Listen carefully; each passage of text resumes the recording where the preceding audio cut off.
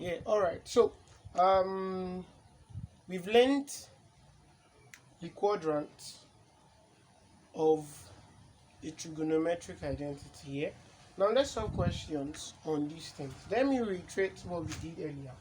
Now, we said here we have what? We have this place to what? Have all to be what? To be positive. From what? From arcs. Then we said cast, which is what? Sorry. We said cos is positive here. Here we said tangent is positive here. And here we have sine to be what? To be positive. Yeah. And also we said here is what? Is 90 minus theta. Here is what? 180 minus theta. Here is what? Theta minus 180. Here is what? 360 minus theta. Alright, so say for example, we are told to find cos 330 degrees. Cos 330 degrees. What do? You simply what? Simply, what quadrant can we find 330 degrees? You can find it in what? In the fourth quadrant. Because for the fourth quadrant, it ranges from 270 degrees to 360 degrees. And 330 falls in that range for the fourth quadrant. So, which means this is the information we'll be using here. Okay? Now, so what do we do here? We do 360 minus theta. So this will be cos.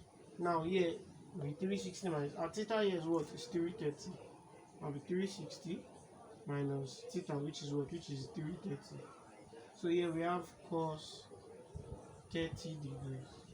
And don't forget, because this is in the fourth quadrant, what happens in the fourth quadrant? The cos for the fourth quadrant is what? Is positive.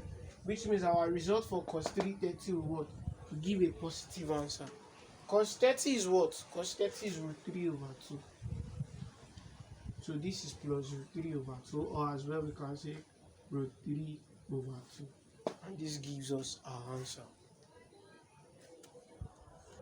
Alright, now we have this question. Find sine 270 degrees without using your calculators though, yeah? Alright, now sine 270. Now 270 can be found in what quadrant? Is it the first, the second, the third, or the fourth?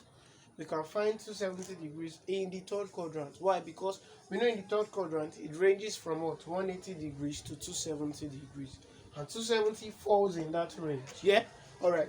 And what happens here? We have that tan is positive. But here we have sine, which means our answer here will be a negative answer. Right? Yes. So negative sine. Now what happens in the third quadrant? We have theta minus 180. Our theta here is 270.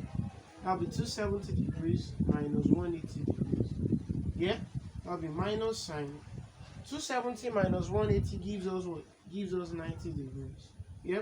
So minus sine 90 is what? Is 1. And our answer gives us minus 1. And that settles that.